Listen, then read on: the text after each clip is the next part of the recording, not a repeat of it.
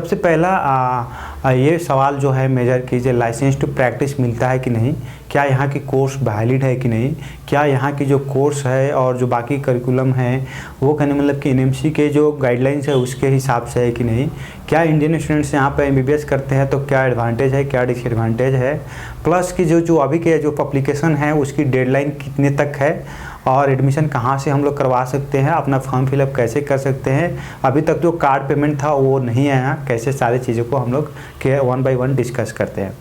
सबसे पहले मैं आपको सबको बताना चाहूँगा कि अगर आप नेपाल में एमबीबीएस परस्यू करना चाह रहे हैं तो आप मेरे भी वीडियो के जो पिछले वीडियो है अपलोड किया गया यूट्यूब पर, या जितने भी पोस्ट वगैरह देखे होंगे, या दूसरे लोग के भी यूट्यूब चैनल वगैरह या दूसरे सोर्स से भी आपको पता चला होगा कि आप एमबीबीएस इन नेपाल परस्यू करना चाहते हैं एमबीबीएस नेपाल में, तो आपको क्या है कि सबसे पहले यहाँ की जो एप्लीकेशन फॉर्म है वो फिलअप करना आपके लिए मैंडेटरी हो जाता है। तो इसीलिए आप एप्लीकेशन फॉर्म फिलअप या आप करने मतलब कि जो भी एडमिशन प्रोसीजर में आप हेल्प लेना चाह रहे हैं तो आप मुझे भी कांटेक्ट कर सकते हैं। मैं as a teacher and counsellor यहाँ पर पिछले 10 साल से काम कर रहा हूँ नेपाल में। टीचिंग में मेरा बहुत ज़्यादा एक्सपीरियंस है और काउंसलिंग में भी मैं पिछले जब से मेडिकल एजुकेशन कमीशन आया है तब से काम कर रहा हूँ। तो आप मेरा व्हाट्सअप नंबर देख रहे होंगे या वीडियो के नीचे डिस्क्रिप्शन में भी बहुत सारा लिंक आपको मिल जाएगा जहाँ से आप मुझे रीच आउट कर सकते हो। अब आते हैं अपने टॉपिक पर कि हमारे सबसे पहले डिस्कशन है कि हमने पता चला कि एमबीबीएस इन नेपाल करना है तो हमें यहाँ की फॉर्म फिलअप करना है। तो आपके मन में कहीं भी थोड़ी सी भी जगह है कि मैं इंडिया के आउटसाइड पढ़ने जाऊंगा, या मेरा विथ इन इंडिया में काउंसलिंग में या विथ इन इंडिया में बजट के या क्वालिटी ऑफ एजुकेशन को लेकर या किसी भी कारणवश मैं एब्रोड को डेस्टिनेशन मानता हूं, तो प्लीज़ एक बार आप नेपाल के बारे में रिसर्च कीजिए, नेपाल के बारे में देखिए कि क्या चीज़ें स्टैंडर्ड क्वालिटी और बाकी चीज़ें फॉर्मेलिटीज़ है कि नहीं। तो अगर इसके लिए अगर थोड़ा सा भी मन बनता है आपको तो एप्लीकेशन फॉर्म फिलअप करके रखिए। एप्लीकेशन फॉर्म फिलअप की डेडलाइन जो है जुलाई 24 तक है 5,000 रुपया देकर, और जुलाई 31 तक है 10,000 रुपया इंडियन देकर। तो फॉर्म फिलअप के लिए आप हमें भी संपर्क कर सकते हैं। फिर से मैं बोलूँगा कि व्हाट्सअप नंबर ये रहा। उसके बाद अगर आप कहने का मतलब कि आप एप्लीकेशन फॉर्म फिलअप कर लेते हैं, उसके बाद आता है कि कॉलेज सिलेक्शन। कॉलेज सिलेक्शन में आपको कहने का मतलब कि बहुत सारा यूट्यूब वीडियो देखिए, एक नहीं मैक्सिमम जितना देख सकते हैं उतना देखिए, 2-4 दिन समय लीजिए कॉलेज। उसके बाद अगर आप नियरेस्ट है या ट्रैवल कर सकते हैं तो आप प्लीज़ कॉलेज विजिट कीजिए और कॉलेज की जो बच्चे पढ़ रहे हैं उनसे बात कीजिए, या जो स्टाफ मैनेजमेंट सब है उनसे बात कर सकते हैं, या जो लोकल लोग हैं फीडबैक ट्रैवलिंग सारे डिस्टेंस ये चीज़ें आपको देख सकते हैं कि क्या आपको लैंग्वेज बैरियर की प्रॉब्लम है या क्वालिटी ऑफ एजुकेशन वहाँ पर है कि नहीं, पेशेंट फ्लो है कि नहीं, ये सारे स्टैंडर्ड को आप देख कर फिर से आप कॉलेज डिसाइड कीजिए। उसके बाद आगे की प्रोसीजर काम करता है। अब आते हैं कि करने मतलब कि ये सारी चीज़ हो गई, आप यहाँ तक आ गए। तीसरा करने मतलब आते हैं कि क्या नेपाल सरकार जो है एनएमसी की जो गाइडलाइंस को फॉलो करता है कि नहीं मेडिकल सेक्टर में। तो देखिए एनएमसी की जो गाइडलाइन है, मैंने बार बार बोलते आया हूँ कि एनएमसी की जो गाइडलाइंस है हमारे पिछले वाले वीडियो में भी डिस्कस किया था कि आपको किसी भी अब्रॉड कंट्री में पढ़ने जाने के लिए आपको नीट क्वालिफाइड होना ज़रूरी है। वो स्कोर कार्ड 3 साल पुराना भी हो सकता है, जैसे कि 2022, 2023 या 2024 में आप क्वालिफाइड हो तो एनएमसी के गाइडलाइंस के हिसाब से आप एलिजिबल हो। लेकिन नेपाल में आप एमबीबीएस करने के लिए 2024 के नीट स्कोर कार्ड आपके पास होना चाहिए direct NEET score cover admission लेने के लिए। उसके बाद आते हैं कि कहने मतलब क्या इंग्लिश मीडियम में यहाँ पर जो करिकुलम है कि वो है कि नहीं। तो बिल्कुल इंग्लिश मीडियम में है, और यहाँ तक बता दूँ कि आपके इंडिया में जो बुक वगैरह पढ़ाई होता है वही बुक स्टडी मटेरियल्स आपको यहाँ पर मिलेगा, वही एकदम डिटो वही स्टडी मटेरियल से पढ़ाई होगा। सिलेबस भी ऑलमोस्ट सेम है, उसमें कोई दिक्कत नहीं है, और ये भी प्रॉब्लम सोल्व हो गई। अब तीसरा आता है कि क्या आपको जो कोर्स है वो 5.5 साल की है कि नहीं। तो बिल्कुल 5.5 साल की आपको यहाँ पर कोर्स है जिसमें 4.5 साल पढ़ाया जाता है, जिसमें 2 साल बेसिक है, 2.5 साल क्लिनिकल है और 1 साल रोटेटरी इंटर्नशिप है। उसके बाद एक और पॉइंट आता है क्या आपको इंडिया जो आप अब्रॉड में जा रहे हैं वहाँ पर लाइसेंस टू प्रैक्टिस मिलता है कि नहीं। तो 2000 से पहले आप 2021 से पहले आपको नेपाल की लाइसेंसिंग एग्ज़ाम में अपेयर नहीं होने को मिलता था, लेकिन अब 2021 के बाद अमेंडमेंट हुई जबकि इंडिया के एनएमसी ने अपना रूल्स रेगुलेशन ले आया, गैजेट ले आया, उसके हिसाब से अमेंडमेंट हुई यहाँ भी, और आप as a foreign as a Indian आप कहने मतलब कि नेपाल के लाइसेंसिंग एग्जाम में अपेयर हो सकते हो। यहाँ तक तो कोई किसी को प्रॉब्लम नहीं होगा।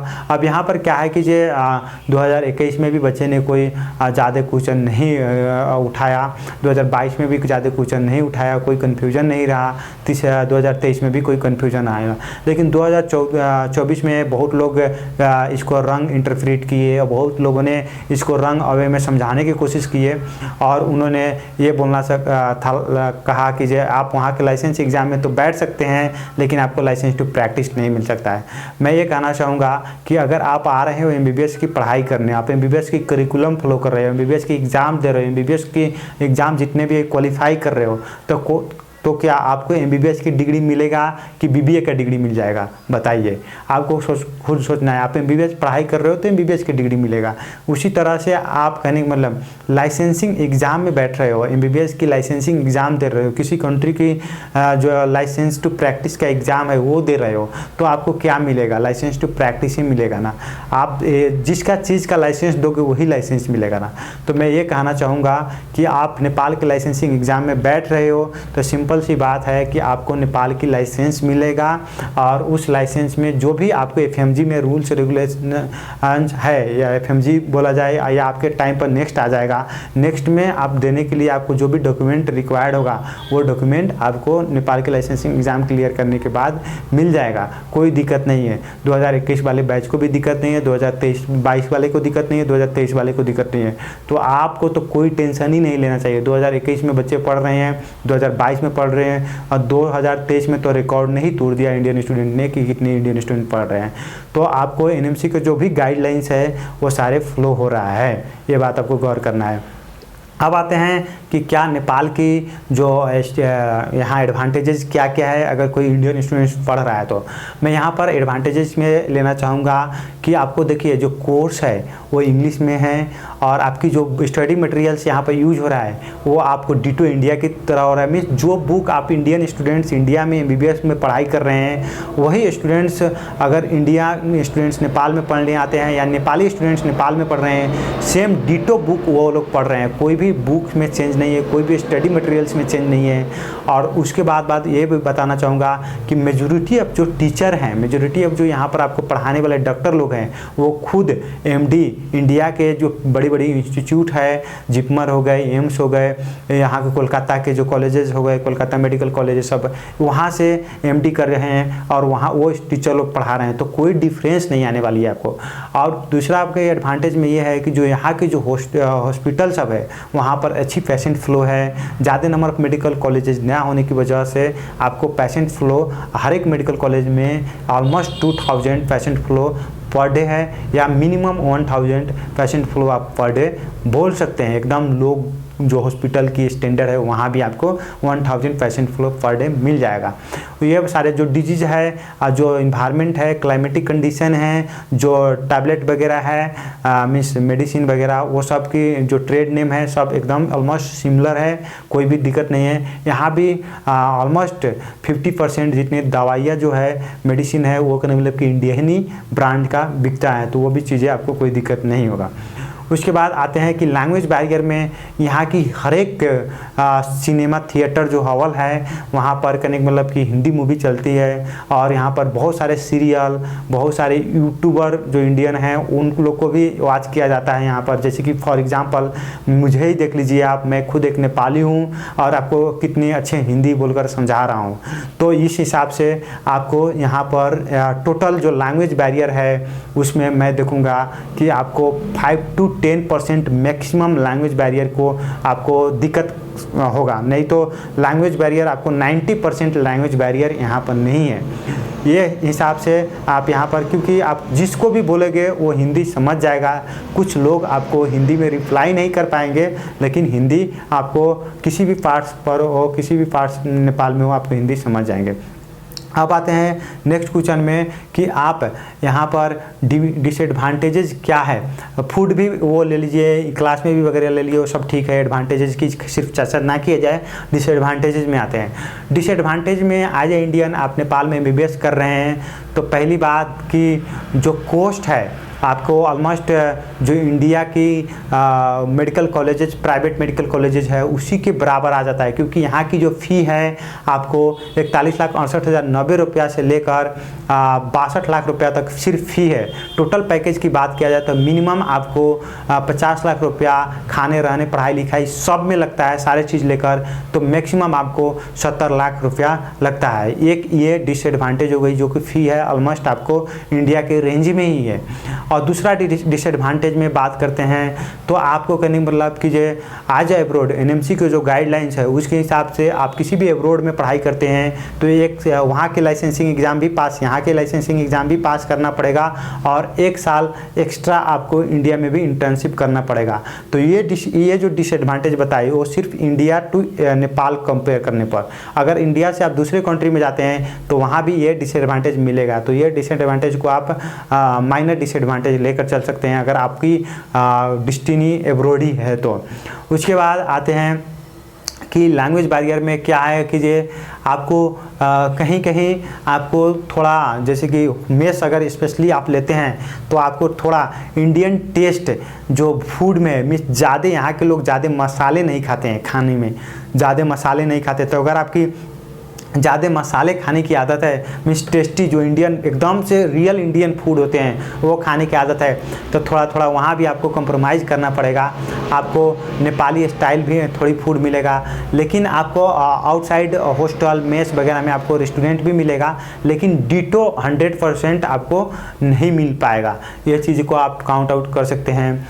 तीसरा बात है कि आपको जब शुरुआती दौर में आते हैं तो आपको यहाँ पर जो डिसएडवांटेज के रूप में फेस करना पड़ेगा, तो आप जो उधर हो इंडिया में आप जो रह रहे हो वहाँ पर प्लेन एरिया है, लेकिन यहाँ पर आते हो तो नेपाली एक माउंटेन कंट्री बोल सकते हैं, जहाँ की ज़्यादा पहाड़ या हिमालयन सब है, तो हिली हिमालयन रीजन सब है। तराई रीजन इधर भी है जहाँ पर कुछ मेडिकल कॉलेजेस लाइक करता है, लेकिन कुछ majority of medical colleges hilly region ये सब में है, तो आपको पहाड़ वाले व्यू मिलेगा और वो रास्ता चलना पड़ेगा जहाँ पर नदी नाला होगा। तो आपको ये समझ सकते हैं कि रोडवे से आप ट्रैवल करते हैं तो आपको एडवेंचर करने को मिलेगा। तो ये बहुत लोगों के लिए डिसएडवांटेज रहता है, वो डरते हैं और आ नहीं पाते हैं ये सारी चीज़ें, लेकिन बहुत लोग इसको एंजॉय करते हैं। वो सिनारियो ब्यूटी जो माउंटेन्स एंड हिल्स प्रोवाइड करता है, ये सारी चीज़ें हैं। एडवांटेज मैं फिर से बोलना चाहूँगा, जैसे कि बांग्लादेश में रिसेंटली में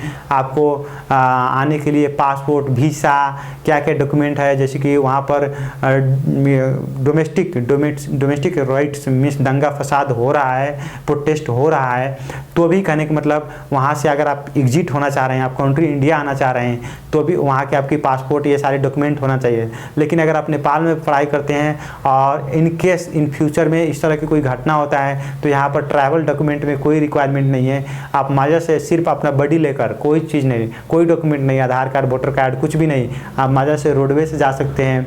बाई फ्लाइट आते हैं तो आपको कहने का मतलब कि वोटर आईडी कार्ड या आधार कार्ड पासपोर्ट है तो आप डोमेस्टिक इंटरनेशनल यूज कर सकते हैं, डोमेस्टिक भी यूज कर सकते हैं। डोमेस्टिक के लिए तो आपको आधार कार्ड से भी मिल जाएगा। ये सारी चीज़ें रही। और आपको बता दूं कि कहने का मतलब फिर से मैं डिसएडवांटेज की अगर तरफ जाऊँ तो डिसएडवांटेज में आपको थोड़ा किसी की चपाती खाने की आदत होती है, रोटी खाने की आदत होती है। तो मेजॉरिटी ऑफ कॉलेजेस में जो कैंटीन है वहाँ पर आपको रोटी नहीं मिल सकता। मेजॉरिटी ऑफ कॉलेज की बात कर रहा हूँ, हर एक कॉलेज की बात नहीं कर रहा हूँ। तो यहाँ पर इसको भी डिसएडवांटेज ले सकते हैं। इंडियन स्टूडेंट की बहुत ही की आदत होता है कि मैं रोटी खाऊँ, मैं specially I am also roti lover, तो ये चीज़ें है। प्लस कहने का मतलब कि यहाँ पर डिसएडवांटेज में ये भी ले सकते हैं कि यहाँ पर किसी भी मेडिकल कॉलेजेस में 2020 के बाद कोई स्कॉलरशिप नहीं है इंडियन स्टूडेंट्स के लिए। यहाँ तक कि अगर कोई इंडियन स्टूडेंट्स यहाँ की जो इंट्रेंस एग्ज़ाम है उसमें टफ भी कर देता है तो कोई स्कॉलरशिप उनको प्रोवाइड नहीं किया जाएगा। ये सारी चीज़ें आपको डिसएडवांटेज काउंट कर सकते हैं। जैसे कि पहले बीपी कोराला में होता था स्कॉलरशिप, अब नहीं है और यहाँ पर कोई डिसएडवांटेज।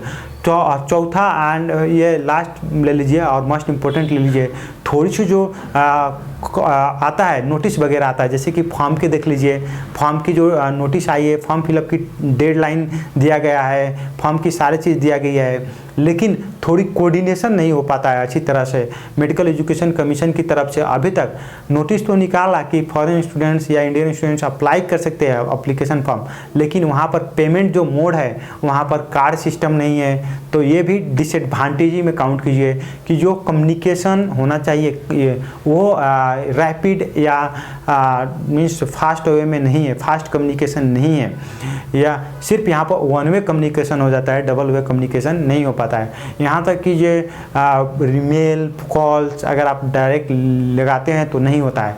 तो यहाँ पर एक और इसको जो डिले कम्युनिकेशन है या कम्युनिकेशन गैप ज़्यादा हैं, तो यहाँ पर इसको भी काउंट कर सकते हैं आप कि जो आपको सिनारियो होने वाला है, जो सिनारियो की कहने मतलब कि कोई भी आपकी यहाँ पर जो कंसल्टेंट लोग हैं या जो मिडल मैन है वहाँ पर मिसयूज ऑफ इंफॉर्मेशन थोड़ा ज़्यादा हो जाता है। तो इसीलिए आप MBBS इन नेपाल परस्यू करना चाह रहे हैं तो आप मेडिकल एजुकेशन की वेबसाइट को ज़्यादा फॉलो करना पड़ता है, ज़्यादा इंपॉर्टेंटली ध्यान देना पड़ता है, क्या इंफॉर्मेशन आई, क्या अपडेट आई, कैसे एडमिशन प्रोसीजर है, क्या क्या रूल्स रेगुलेशन है, ये चीज़ें खुद से आपको थोड़ा रिसर्च करना पड़ता है। तो इसके लिए आपको www.msc.gov.np पर सर्च करता है। यही गवर्निंग बॉडी है कि जो कि आपकी काउंसलिंग एडमिशन प्लस आपको जितने भी रूल्स रेगुलेशन है मेडिकल के लिए आपको पब्लिश करता है। तो ये चीज़ को आपको गौर करना पड़ता है। फिर से फाइनली अगर हम लोग डिसएडवांटेज की तरफ आए तो एक डिसएडवांटेज आपको ये भी ले सकते हैं कि जो 500 और 500 के जो नोट्स है वो आपको यहाँ पर डायरेक्ट नहीं चलेगा, ओपन बॉर्डर होने के बावजूद भी। तो आपको जो भी एक्सपेंसेस है वह क्या आपकी डिजिटली करना पड़ेगा, आपकी फ़ोन पे यहाँ पर चल जाएगा, गूगल पे चल जाएगा, या जो भी UPI है वो चल जाएगा आपका। लेकिन यहाँ पर आपको कैश में 100 और 200 की कैश लेकर आना पड़ेगा। उसके बाद अगर आप डिसएडवांटेज की तरफ जाते हैं तो ये समझ सकते हैं, अगर कोई भी बच्चे इंडिया से आते हैं यहाँ एब्रोड की बात कर रहा हूँ, तो स्पेशली नेपाल में भी आते हैं जो एब्रोड में, उसमें जो गर्ल्स एंड बॉयज़ की रेशियो होती है वो 50-50 होती है। और उसमें जो भी लड़के या लड़की है उसमें से जो स्टूडेंट्स आते हैं यहाँ पर वो majority of student average student होते हैं, हाई रैंक होल्डर नहीं होते हैं, नीट में एवरेज स्टूडेंट्स होते हैं। तो इस हिसाब से जो इंडियन की जो एक छवि है इंडियन स्टूडेंट्स की, वो यहाँ पर एवरेज स्टूडेंट्स की छवि में है।